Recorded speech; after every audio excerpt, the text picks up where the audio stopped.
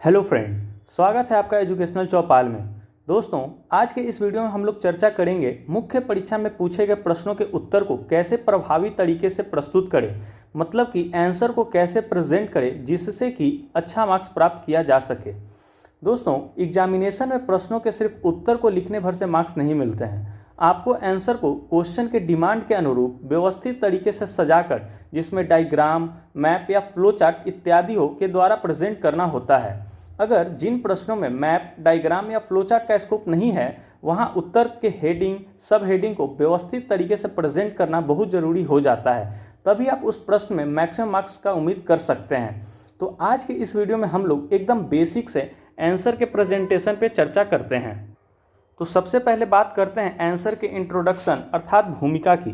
तो इसमें क्या है कि आपको शॉर्ट आंसर टाइप क्वेश्चन जो आपका 8 या 7 मार्क्स का होता है, तो इसमें आपको इंट्रो में ध्यान रखना है कि आप 2 से 3 लाइन का प्रयोग आपको करना है। एक आध लाइन आप एक्स्ट्रा लिख सकते हैं, लेकिन उसके लिए कंडीशन है। अगर मान लेते हैं आप इंट्रो में किसी कीवर्ड को डिफाइन कर रहे हैं और उसका डिफिनेशन ही 3 या 4 लाइन का है, तो आप वहाँ पे 3 से 4 लाइन का प्रयोग कीजिए। या फिर आप कोई डाटा या फिर फैक्ट का यूज कर रहे हैं अपने इंट्रो में, तो वहाँ पे भी आप 3 से 4 लाइन में जा सकते हैं। लेकिन अगर आप कोई कॉमन सा इंट्रो लिख रहे हैं जिसमें कोई डाटा फैक्ट नहीं हो या फिर डिफिनेशन नहीं हो, वो कॉमन सा हो, तो उसे आप 2 से 3 लाइन में ही कंक्लूड करने का आपको कोशिश करना है। और बात करें लॉन्ग आंसर टाइप क्वेश्चन में, तो यहाँ पे आपको अपने इंट्रो को 3 से 5 लाइन में आपको लिखना है। और आपको ध्यान रखना है कि 3 से 5 लाइन से ज़्यादा नहीं हो, चाहे कोई भी कंडीशन क्यों ना लग जाए। यहाँ पे आप डाटा, फैक्ट, डिफिनेशन जो भी लिखें, आपको 3 से 5 लाइन में ही आपको कंक्लूड कर देना है इंट्रो को। ये आपके इंट्रो को प्रभावी बनाएगा। अगर आप इससे ज़्यादा लाइन का यूज करते हैं तो फिर वो इंट्रो न रह के आपका आंसर बन जाएगा, मतलब वो मुख्य भाग की तरफ बन जाएगा, तो फिर वो अट्रैक्टिव नहीं रहेगा। और पढ़ने वाले जो कॉपी चेक करने वाले हैं उन्हें भी उतना वो छाप नहीं छोड़ पाएगा आपका जो इंट्रो रहेगा। तो इसमें आपको क्या ध्यान रखना है कि शॉर्ट आंसर टाइप क्वेश्चन में 2 से 3 लाइन का यूज करना है और लॉन्ग में 3 से 5 लाइन का यूज करना है। तो ये इंट्रो अर्थात भूमिका से रिलेटेड कुछ टिप्स हैं जिससे आप लोग फॉलो कर सकते हैं। और रहा बात कौन से प्रश्न में क्या इंट्रो लिखना है, तो उसके लिए आप हमारे द्वारा चलाए जा रहे कॉन्सेप्ट सीरीज या PYQ सीरीज को फॉलो कर सकते हैं। उसका प्लेलिस्ट हमारे चैनल पर बना दिया गया है। अब हम लोग बात करते हैं प्रश्न के मुख्य भाग की। तो इसमें सबसे पहले हम लोग वैसे प्रश्नों के प्रेजेंटेशन पे चर्चा करते हैं जिनमें मैप या डायग्राम का स्कोप नहीं है। तो ऐसे प्रश्नों में आपको क्या करना है कि जो इसमें इंट्रो आप लिखेंगे, उसके बाद जो आप पहला मुख्य भाग में हेडिंग देंगे, तो आपको हेडिंग को क्या करना है कि उसको बॉक्स के अंदर फिट कर देना है। इस तरह से मान लेते हैं आपको 3 या 4 वर्ड का कोई हेडिंग बना, तो आपको इस तरह से बॉक्स बना देना है और बॉक्स के अंदर ही उस हेडिंग को लिखना है। या फिर 1 लाइन का भी आपका कोई हेडिंग बनता है, तो उसे भी आपको कोशिश करना है कि इस तरह से बॉक्स के अंदर डाल देना है। और उसके बाद जो आप उसके अंतर्गत सब हेडिंग देंगे, जो भी आपका 2 या 3, 4 जो भी सब हेडिंग रहेगा, तो आपको उस सब हेडिंग को क्या करना है कि अंडरलाइन कर देना है। मतलब इस तरह से मान लेते हैं यहाँ कोई सब हेडिंग लिखा हुआ रहेगा, तो आपको इस तरह से अंडरलाइन कर देना है। जितने भी सब हेडिंग रहेंगे उसको आप इस तरह से अंडरलाइन कर दीजिएगा और उसे 1 से 2 लाइन में एक्सप्लेन करने की कोशिश कीजिएगा। इससे ज़्यादा ना हो, 3 या 4 लाइन का यूज़ करने से आपको बचना है। 1 से 2 लाइन रहेगा तो वो ज़्यादा प्रभावी दिखेगा। उसके बाद अगर मान लेते हैं हेडिंग के अंतर्गत आप सब हेडिंग ना लिखे, कोई पॉइंट वाइज लिख रहे हैं, तो पॉइंट वाइज मान लेते हैं 2 लाइन का आपका कोई पॉइंट हो गया किसी सब हेडिंग के अंतर्गत, तो उसमें कोई भी तो कीवर्ड तो आपका जरूर होगा। तो आपको क्या करना है कि उस कीवर्ड को आपको अंडरलाइन कर देना है। जैसे एग्जाम्पल से समझते हैं, यहाँ पे मैंने एक एग्जाम्पल लिया है, discuss the role of science and technology in industrial development of Bihar. तो इसके अंतर्गत मैंने यहाँ पे हेडिंग दिया है the role of science and technology in industrial development of Bihar. तो आपको क्या करना है कि इस तरह से हेडिंग को बॉक्स के अंदर फिट कर देना है। हेडिंग लिखेंगे और फिर इस तरह से बॉक्स बना देंगे।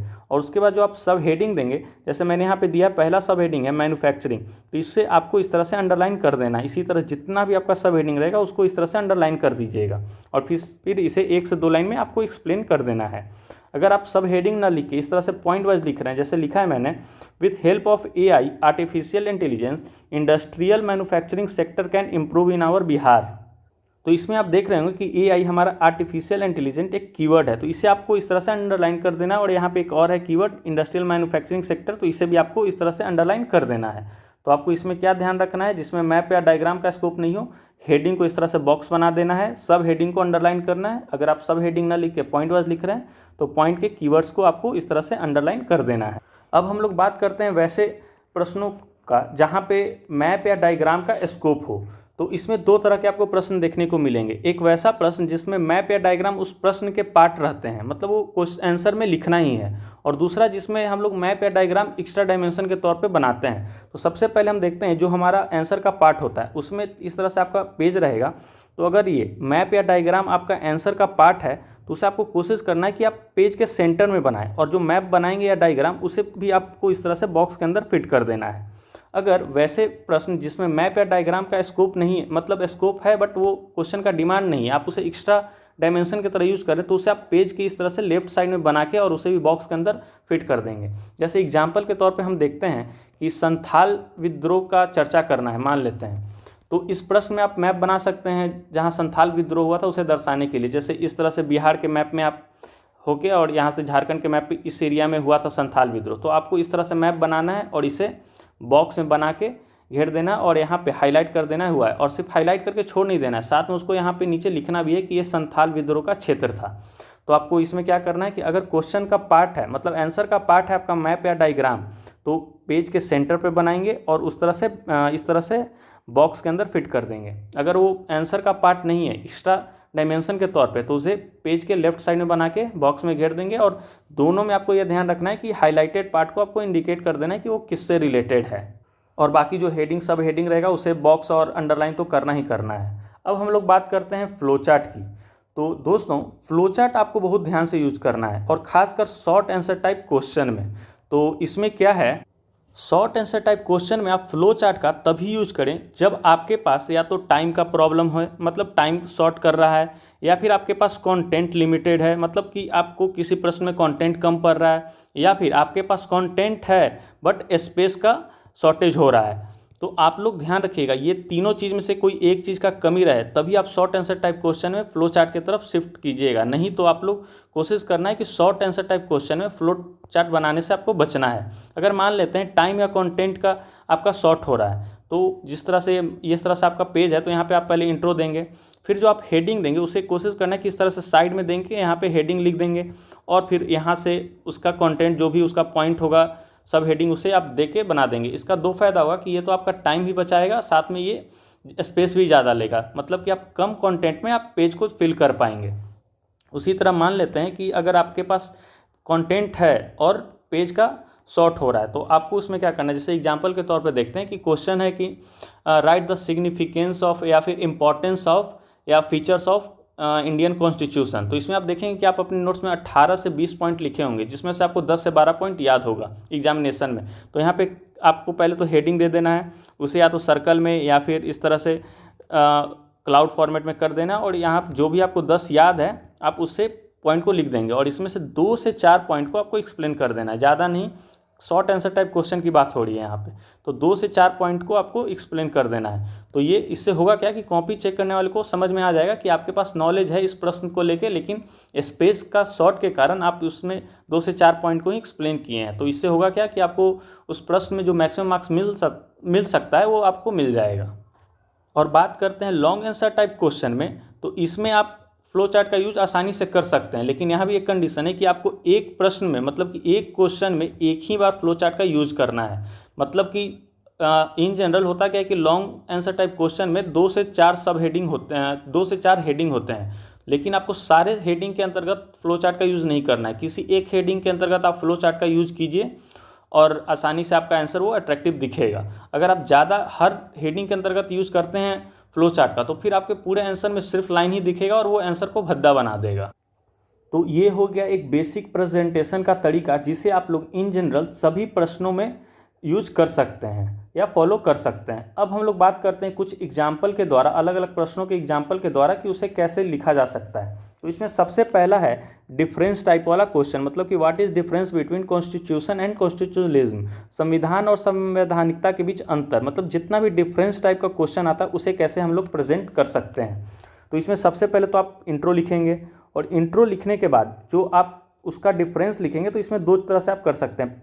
पहला है कि पेज को बीच से डिवाइड कर देंगे, एक तरफ संविधान लिखेंगे, दूसरी तरफ संवैधानिकता, और उसके बाद आप यहाँ पे जितना भी आपका डिफरेंस होगा वो बता देंगे। और दूसरा एक जो कॉमन सा तरीका है कि एक पेज में आप संविधान के बारे में लिख दिए, उसका पूरा फीचर्स जो भी है, और दूसरे पेज में संवैधानिकता के बारे में लिख दिए। तो ये जो पेज को डिवाइड करके डिफरेंस बताने वाला तरीका होता है ये कुछ ज़्यादा ही अच्छा रहता है, तो आप लोग इसका यूज करने का कोशिश करेंगे डिफरेंस बताने वाले क्वेश्चन में। अब बात करते हैं एवल्यूएट टाइप के क्वेश्चन में, मतलब कि जहाँ मूल्यांकन करना होता है। तो मूल्यांकन जब भी करते हैं तो हम लोग दोनों साइड लिखते हैं, पॉजिटिव साइड भी और निगेटिव साइड भी। तो इसमें जो जनरल तरीका है कि पहले इंट्रो लिखें, फिर उसके बाद हम लोग लिख दिए कि जैसे जुडिशियल एक्टिविज्म का पॉजिटिव साइड क्या है, इसमें 3 से 4 पॉइंट हम लोग यहाँ पे लिख दिए। उसके बाद जुडिशियल एक्टिविज्म का नकारात्मक रोल क्या है तो वो लिख दिए। तो ये कॉमन हो गया। लेकिन जो एक और तरीका है जो आपके आंसर को प्रभावी बनाएगा वो है कि यहाँ पे पहले तो आप इंट्रो लिख दिए, उसके बाद आप यहाँ से पेज को फिर से डिवाइड कीजिएगा और यहाँ पे पॉजिटिव रोल, यहाँ पे निगेटिव रोल लिख के 3 से 4 आपका जो भी डिफरेंस होगा आप उसे बता दीजिएगा। फिर लास्ट में यहाँ पे वे फॉरवर्ड और उसके बाद कंक्लूजन लिख के आंसर को कंक्लूड कर दीजिएगा। ये भी आपके आंसर को काफ़ी प्रभावी बना सकता है। फिर है एक और क्वेश्चन है, जैसे ये है बिहार की राजनीति में जाति और धर्म की प्रमुख भूमिका ने बिहार के विकास को नकारात्मक रूप से प्रभावित किया। इस कथन का परीक्षण कीजिए और हाल के दिनों में हुए परिवर्तन को भी लिखिए।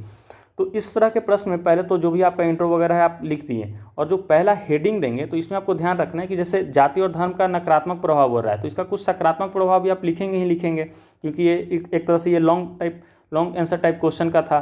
तो आपको यहाँ पे क्या ध्यान रखना है कि पहले आप जो इसका नकारात्मक प्रभाव है मतलब निगेटिव इम्पैक्ट है उसे आप लिखेंगे और उसके बाद आप पॉजिटिव इम्पैक्ट लिखेंगे। इन जनरल क्या होता है कि हम लोग पहले सकारात्मक लिखते हैं फिर नकारात्मक लिखते हैं, लेकिन जिस प्रश्न में नकारात्मक को प्रमुखता से पूछा जा रहा है तो वहाँ आप पहले नकारात्मक प्रभाव ही लिखेंगे, तब बाद में उसका सकारात्मक प्रभाव। और एक चीज़ और ध्यान रखना है यहाँ पे, वो ये कि आपको जहाँ नकारात्मक प्रभाव प्रमुखता से पूछा जा रहा है वहाँ पे आप ज़्यादा पॉइंट का यूज करेंगे। जैसे मान लेते इसमें आप 6 से 7 पॉइंट का यूज किए हैं तो आप सकारात्मक में कोशिश कीजिएगा कि 5 से 6 या 4 से 5 पॉइंट को ही लिखें। उसी तरह जहाँ विशेषता पूछा जाए और विशेषता में आप कुछ आलोचना भी ऐड कर रहे हैं तो वहाँ पे विशेषता में आप ज़्यादा पॉइंट लिखेंगे। जैसे 6 से 7 अगर आप विशेषता लिख रहे हैं तो फिर उसके नकारात्मक आलोचना में आप 4 से 5 पॉइंट को ही लिखेंगे। मतलब कहने का मतलब यह है कि जो चीज़ क्वेश्चन में पूछा जाए उसे ज़्यादा प्रमुखता से लिखना है और उसके अगेंस्ट में या सकारात्मक हो या नकारात्मक उसको कम लिखना है।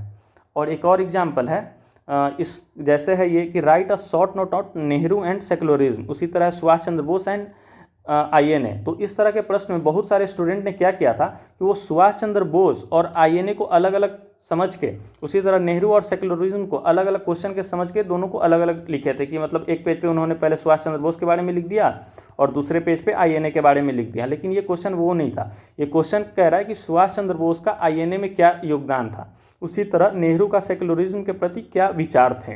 तो इसमें आपको दोनों को लेके लिखना है। तो ये हो गया हमारा कुछ बेसिक प्रेजेंटेशन का तरीका जिसे आप लोग अपने आंसर में यूज कर सकते हैं और जिससे कि आपका आंसर प्रभावी दिखेगा। मैं एक बार फिर से सबको कंक्लूड कर देता हूँ क्विकली। तो सबसे पहले था हमारा इंट्रो, जिसमें आपको ध्यान रखना है कि शॉर्ट आंसर टाइप क्वेश्चन में आपको 2 से 3 लाइन में लिखना है अगर आप कॉमन सा इंट्रो लिख रहे हैं, और लॉन्ग आंसर टाइप क्वेश्चन में आप कैसा भी इंट्रो लिख रहे हैं तो 3 से 5 लाइन में ही आपको अपने इंट्रो को कंक्लूड करना है। फिर है हेडिंग, तो हेडिंग को आपको क्या करना है कि इस तरह से बॉक्स में बना देना है, चाहे 1 लाइन का हो या फिर 3 से 4 वर्ड का, आपको इस तरह से हेडिंग को बॉक्स में बना देना है। और सब हेडिंग को क्या करना है कि इस तरह से अंडरलाइन कर देना है ताकि वो पता चले कि हाँ ये सब हेडिंग है। अगर आप सब हेडिंग ना लिखे पॉइंट वाइज लिख रहे हैं तो इसमें आपको कीवर्ड्स को क्या करना है कि अंडरलाइन कर देना है इस तरह से, जो भी पॉइंट में 1 या 2 कीवर्ड आएगा। और गैप को आपको ध्यान रखना है कि आप जैसे इंट्रो खत्म हुआ आपका और उसके बाद आपका मुख्य भाग शुरू हो रहा है तो वहाँ पे कुछ गैप होना चाहिए, या फिर 2 पॉइंट्स के बीच में भी आप कुछ गैप छोड़ेंगे। और पॉइंट्स में जो आप लिखते हैं तो आप किसी तरह से वो मार्क नहीं कीजिएगा, या तो आप 1 2 कीजिए, अगर आपके पास 4-5 पॉइंट है तो 1 2 3 4 कीजिए, या फिर ABCD करके दे सकते हैं, या फिर अच्छे से कोई मार्क का यूज करेंगे, किसी तरह से या बिना मार्क के आपको नहीं छोड़ना है। फिर बात करें फ्लो चार्ट का, तो फ्लो चार्ट में आपको ध्यान रखना है कि शॉर्ट आंसर टाइप क्वेश्चन में बहुत ध्यान से सावधानी से यूज करना है। अगर आपके पास टाइम स्पेस या फिर कंटेंट में कोई प्रॉब्लम नहीं है तो आप लोग शॉर्ट आंसर टाइप क्वेश्चन में फ्लो चार्ट का यूज करने से बचें। और लॉन्ग आंसर टाइप क्वेश्चन में आपको ध्यान रखना है कि किसी एक ही हेडिंग के अंतर्गत फ्लो चार्ट का यूज करें, बार बार हर हेडिंग के अंतर्गत यूज नहीं करना है। और इसमें लास्ट जो है कि अंडरलाइन कीवर्ड्स, मतलब पूरे प्रश्न में जो भी कीवर्ड्स हैं या फिर कोई डाटा है या फिर कोई फैक्ट है तो उसे आप लोग कोशिश करना है आपको कि उसे अंडरलाइन कर देना है ताकि वो चेक करने वाले को पहले ही दिख जाए, तो आपको मार्क्स मिलने का संभावना ज़्यादा रहेगा उसमें। तो ये हो गया कुछ हमारा हमारे द्वारा टिप्स। तो मैं आशा करता हूँ कि आपको ये पसंद आया होगा। इसी तरह के प्रेजेंटेशन के और भी बहुत सारे टिप्स हैं जिसे हम लोग इसके नेक्स्ट पार्ट में देखेंगे। इसके लिए आप लोग हमारे चैनल को सब्सक्राइब जरूर कर लीजिएगा ताकि आपको वीडियो का अपडेट मिलते रहे। तो फिर मिलते हैं नेक्स्ट वीडियो में, तब तक के लिए धन्यवाद। जय हिंद।